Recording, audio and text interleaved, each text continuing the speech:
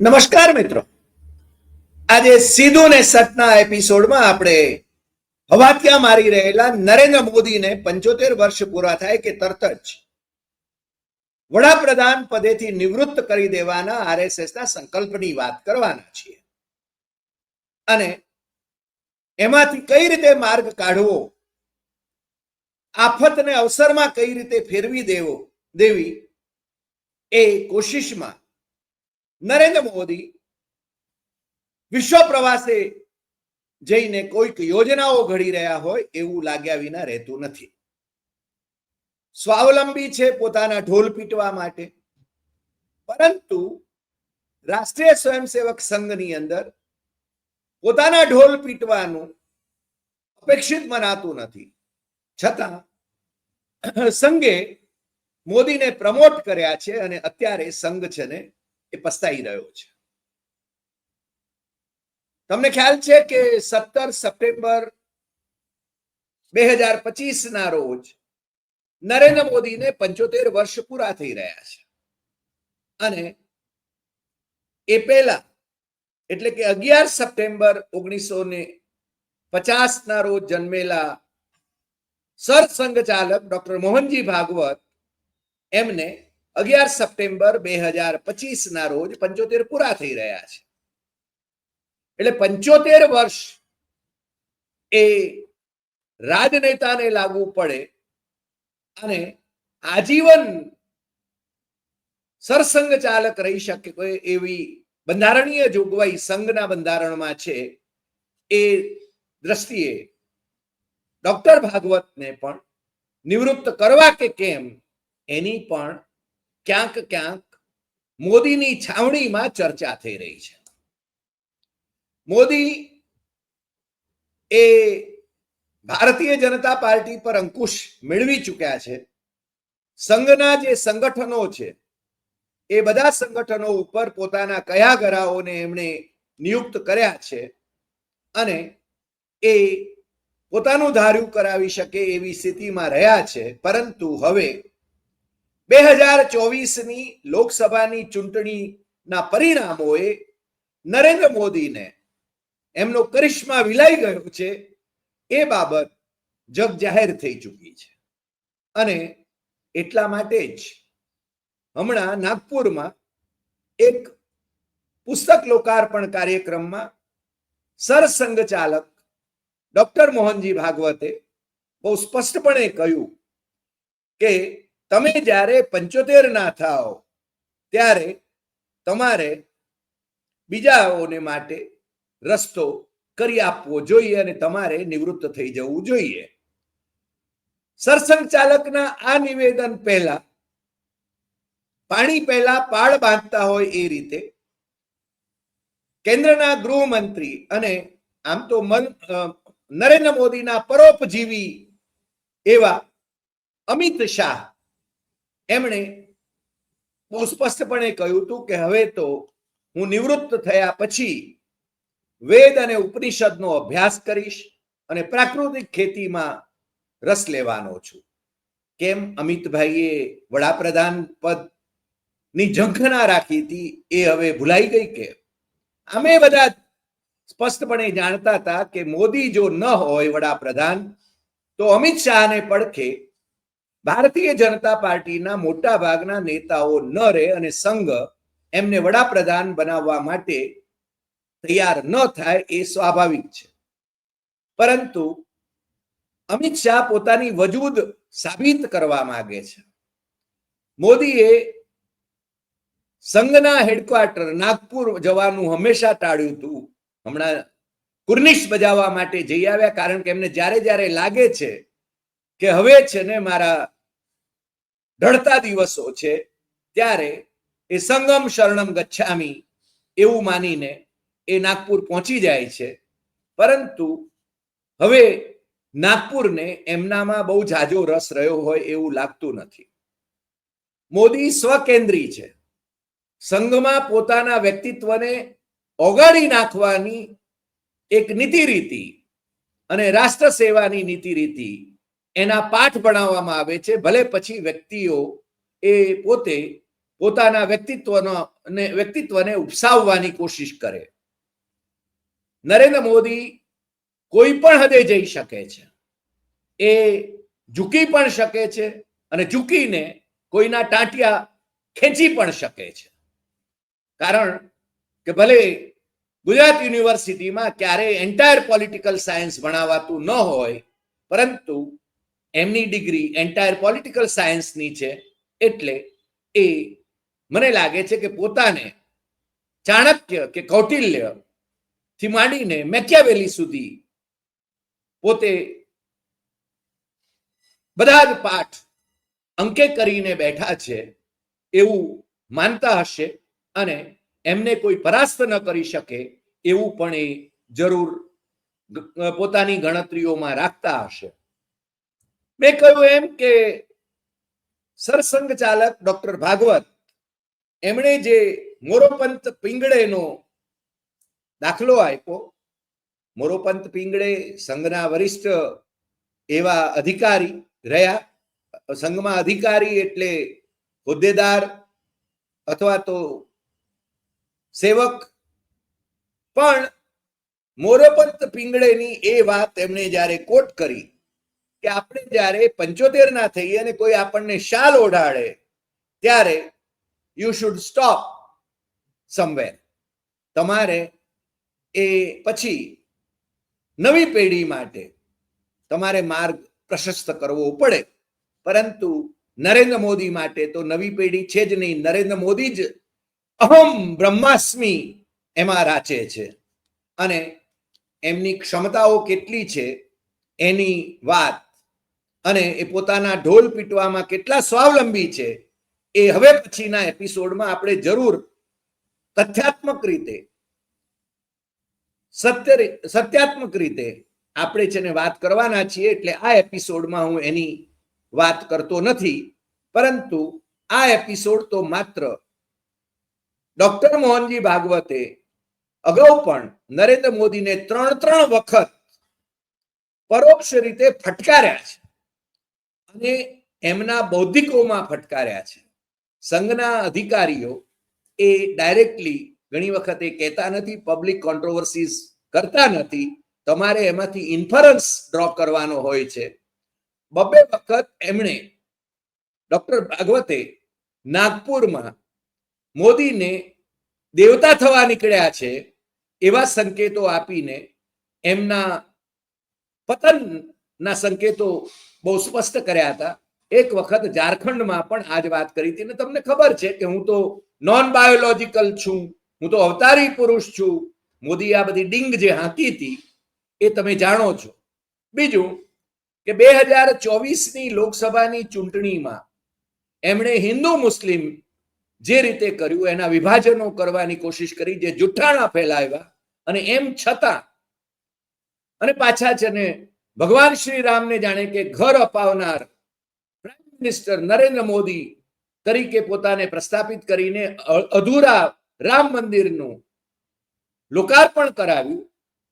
4 શંકરાચાર્યોએ કહ્યું હતું કે અધૂરા મંદિરનું એની પ્રાણ પ્રતિષ્ઠા કરાય નહીં, અને છતાં નરેન્દ્ર મોદીને એનો લાભ લેવો હતો લોકસભાની ચૂંટણીમાં. અને થયું એવું કે અયોધ્યામાં એમણે પોતાના બધા જ કયાગરાઓને તેડાવ્યા. મોહન ભાગવત પણ એમાં હતા જ, કારણ કે મોહન ભાગવત એમની ઉપર નજર રાખવા માટે મોદીએ સુરક્ષા કવચ પણ એમને પ્રોવાઈડ કર્યું છે, જેથી એમની પ્રત્યેક હિલચાલ પર મોદીની નજર રહે. મોદી જાસૂસી તંત્રના માહિર છે. અને તમને ખબર છે કે કૌટિલ્યના અર્થશાસ્ત્રમાં ઘણા લોકો કૌટિલ્યના અર્થશાસ્ત્રને ઇકોનોમિક્સ ગણાવે છે, પણ એ રાજ્યશાસ્ત્ર છે, પોલિટી છે, શાસન પદ્ધતિની વાત એ કરે છે. અને એની અંદર બહુ સ્પષ્ટપણે કહેવામાં આવ્યું છે કે રાજા એટલે કે શાસકે પોતાના પુત્રો ઉપર અને રાણીઓ ઉપર પણ જાસૂસોની નજર રાખવી જોઈએ કે એ શું કરી રહ્યા છે. કદાચ એમના પુત્રો રાજકુમારો અને રાજાની રાણીઓ એ રાજાને મારી નાખવાના કાવતરામાં પણ સામેલ હોઈ શકે. એટલે નરેન્દ્ર મોદી એ પ્રત્યેકની ઉપર જાસૂસીનું તંત્ર ચલાવે છે એ આપણે જાણીએ છીએ. અને એમને સૌથી વધુ ડર જેનો કહી શકાય તો એ ડોક્ટર ભાગવતનો છે, કારણ કે નરેન્દ્ર મોદી આરએસએસ વિના શું છે એ તો એમને આ 2024ની લોકસભાની ચૂંટણીમાં ખબર પડી ગઈ. જેપી નડ્ડા ભારતીય જનતા પાર્ટીના એમના કયાગરા અધ્યક્ષ, એમની પાસે એમણે કેવડાવ્યું હતું કે અમે હવે મોટા થઈ ગયા અને હવે અમને આરએસએસ નો ખપ નથી, અને એના પ્રત્યાઘાત રૂપે નરેન્દ્ર મોદીના કરિશ્મા ને કારણે 400 બેઠકોની ડીંગ હાંકતા હતા, ત્યાં ભારતીય જનતા પાર્ટીને તો માત્ર 240 બેઠકો મળી, સાદી બહુમતી પણ ન મળી.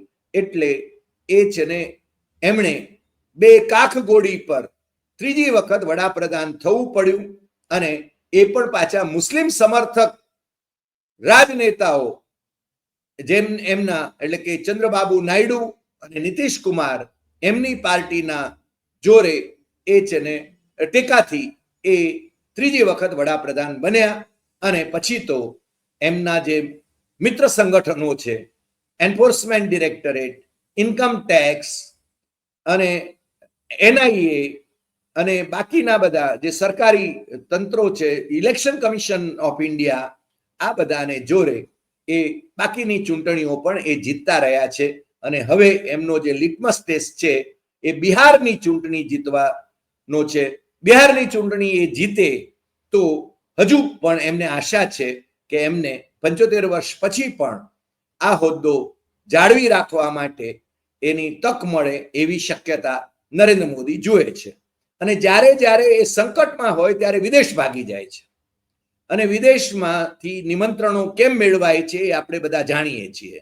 વિદેશમાં અબજોના ખર્ચે મને લાગે છે ભારતના આ વડાપ્રધાને ફકીરીની વાત કરી છે, ઝોલા લેકે ચલ દૂંગા એની વાત કરી છે, પરંતુ જેને અંગ્રેજી નથી આવડતું, જેને છે ને ડિપ્લોમેટિક રિલેશનશિપ શું છે એનું ભાન નથી, જેને છે ને વિશ્વ નેતાઓ સાથે કઈ રીતે વાત કરવીને કઈ રીતે હસવું એનો ખ્યાલ નથી, એ મજાકનું સાધન બની રહ્યા છે. ટેલિપ્રોમ્પ્ટર જો બંધ થઈ જાય તો પણ એ છે ને આગળ બોલી શકતા નથી, અને ટેલિપ્રોમ્પ્ટર ચાલુ હોય તો પણ અંગ્રેજીમાં ખોટા ઉચ્ચારો કરે છે. અને આખી દુનિયામાં જેની ફજેતી થઈ રહી છે એવા આપણા વડાપ્રધાન, એમના માટે 17 સપ્ટેમ્બર 1950 એ એમનો જન્મદિવસ જો સાચો ગણીએ તો 17 સપ્ટેમ્બર 2025 ના રોજ એ 75 વર્ષ પૂરા કરે. એટલે એમણે જે રીતે જે મુરલી મનોહર જોશી, લાલકૃષ્ણ અડવાણી, જશવંતસિંહ આ બધા નેતાઓને માટે 75 વર્ષ એ માર્ગદર્શક મંડળમાં એમને મોકલી આપવા માટેની વય મર્યાદા એમણે પોતે જ ઠરાવી હતી. એ વય મર્યાદા મુજબ નરેન્દ્ર મોદીએ પણ માર્ગદર્શક મંડળમાં જતા રહેવું પડે, પરંતુ એ છેલ્લી ઘડી સુધી એ આ હોદ્દો નહીં છોડે અને એમને ધક્કા મારીને કદાચ કાઢવામાં આવે એવા સંજોગો પણ થઈ રહ્યા છે, નિર્માણ થઈ રહ્યા છે.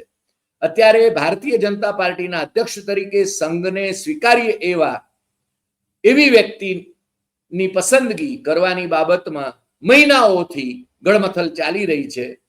અને તમે જાણો છો કે અમિત શાહ એમના મેન ફ્રાઈડે, અથવા તો હું તો એમને ચાણક્ય નથી કહેતો ક્યારે, કારણ કે નરેન્દ્ર મોદી અમને એમ કહેતા હતા જ્યારે મુખ્યમંત્રી નહોતા ત્યારે, અને એ જ્યારે ગુજરાતમાં ભારતીય જનતા પાર્ટીના મહામંત્રી સંગઠન હતા ત્યારે એ ફોન ઉપર એમ કહેતા હતા, અરે હરી આ જરા પેલું ગુજરાતના ચાણક્ય નરેન્દ્ર મોદી એ જરૂર લખજે. હા, એટલે અમે હંમેશા કહીએ છીએ કે ચાણક્યમાંથી ચંદ્રગુપ્ત તો એ થઈ ગયા, પરંતુ અમિત શાહ એને ચાણક્ય નેશનલ મીડિયામાં ભલે લખાવડાવતા હોય, પરંતુ અમે એમને માત્ર નરેન્દ્ર મોદીના ઓપરેટર જ સમજીએ છીએ.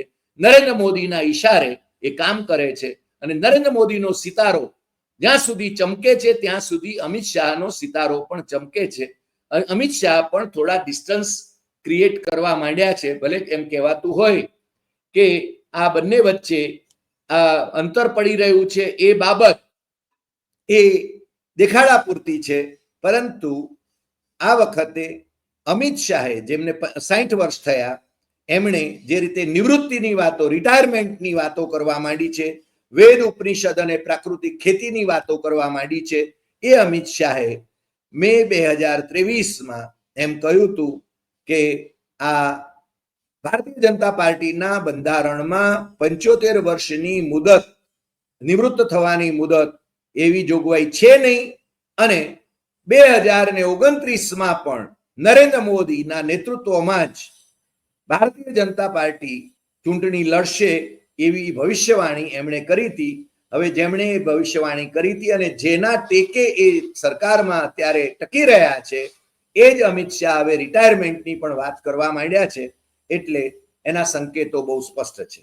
બીજું, મોદી કોશિશ એ કરશે કે હું તો રિટાયર થાઉં, પણ મોહન ભાગવત કેમ રિટાયર ન થાય? આમ તો આરએસએસ નું બંધારણ એમ કે છે કે એમાં આજીવન સરસંઘ ચાલક એ રહી શકે, પરંતુ બાળા સાહેબ દેવરસ, એના પછી રજ્જુભૈયા, એના પછી સુદર્શનજી, એ 78-79 વર્ષની વય એ સ્વૈચ્છિક રીતે પોતાના આરોગ્યને કારણે નિવૃત્ત થયા છે, અને એમણે નિવૃત્ત ન થવું હોત તો એમને કોઈ નિવૃત્ત કરી શકે એવી જોગવાઈ હતી નહીં. પરંતુ નરેન્દ્ર મોદીએ પોતે જે નિયમ બનાવ્યો છે, એ નિયમ એ એમને 75મા વર્ષે નિવૃત્ત કરવા ભણી લઈ જાય એવી અપેક્ષા એ સંઘના વર્તુળોમાં આપણને જોવા મળે છે. હકીકત એ પણ છે કે નરેન્દ્ર મોદીની આ જન્મ તારીખ જે છે એ સાચી છે કે કેમ, એ પણ એક પ્રશ્ન છે. કારણ કે નરેન્દ્ર મોદીની સ્કૂલમાં એમની જન્મ તારીખ, નરેન્દ્ર મોદીની ગુજરાત યુનિવર્સિટીમાં નોંધાયેલી એમની જન્મ તારીખ, અને નરેન્દ્ર મોદી જે જન્મ તારીખ મનાવે છે એ જન્મ તારીખ, અને પાન કાર્ડ ઉપરની એમની જન્મ તારીખ, એનો ઇતિહાસ જો ચકાસવામાં આવે તટસ્થપણે, કારણ કે એમની ડિગ્રી પણ તપાસી શકાય નથી, એટલે એમને આ તપાસવામાં આવે અને તટસ્થ રીતે તપાસવામાં આવે તો એમાં ઘણી બધી ડિસ્પેરિટી આપણને જોવા મળે એવું પણ હું માનું છું. અને એટલા માટે જ એ હજી પણ કોશિશ એવી રાખશે કે છેલ્લે તમને ખબર હશે કે સરકારી અધિકારીઓ જ્યારે નિવૃત્ત થવાના હોય ત્યારે એમને યાદ આવે છે કે એમની જે સરકારી ચોપડે જે અથવા તો નોકરીની અંદર જે જન્મ તારીખ નોંધાયેલી છે એ ખોટી છે, અને એ પાછા એના માટે એફિડેવિટ કરે છે, અને એ પોતાની જન્મ તારીખ એ વધારે છે. એમાં આપણા આર્મીના ચીફ એ પણ એ જ રીતે 1 વર્ષનું એક્સટેન્શન મેળવવા માંગતા હતા, અને કોંગ્રેસની એ વખતની સરકાર હતી, એણે એ રીતે આપ્યું નહોતું, એટલે કોંગ્રેસની વિરુદ્ધમાં જઈને ભારતીય જનતા પાર્ટીમાં જોડાઈ ગયા હતા અને કેન્દ્રમાં મંત્રી પણ બન્યા હતા. અને આવું જ કંઈક અનેક સરકારી અધિકારીઓમાં થતું હોય છે. નરેન્દ્ર મોદી કદાચ એવા પણ ઢોલ પીટવા માંડે કે આ 17 સપ્ટેમ્બર એ મારી સાચી જન્મ તારીખ નથી, હું તો હજુ નાનો છું. પણ આવતા દિવસોમાં કેવા ઘટનાક્રમ એ આકાર લે છે, અને સંઘ કેટલી એસર્ટિવલી પોતાની ભૂમિકા રજૂ કરે છે, અને સંઘમાં તિરાડ પડાવવાની નરેન્દ્ર મોદીની ચાલ કેટલી સફળ કે નિષ્ફળ જાય છે, એના ઉપર એ છે ને એમને પેલો 75 વર્ષ નિવૃત્તિનો નિયમ લાગુ પડશે કે કેમ એ આપણને જોવા મળશે. આજે આટલી વાત. ફરી મળીશું નવા એપિસોડમાં નવા વિષય સાથે. તમને જો આ એપિસોડ ગમ્યો હોય તો સૌથી વધુ શેર કરશો, લાઈક કરશો, કમેન્ટ કરશો, અને આપણી યુટ્યુબ ચેનલ ડોક્ટર હરિદેસાઈ સત્યમ એવમ તથ્યમ એ સબસ્ક્રાઇબ કરવા માટે દેશમાં અને વિદેશમાં મિત્રોને જરૂર જણાવશો. નમસ્કાર.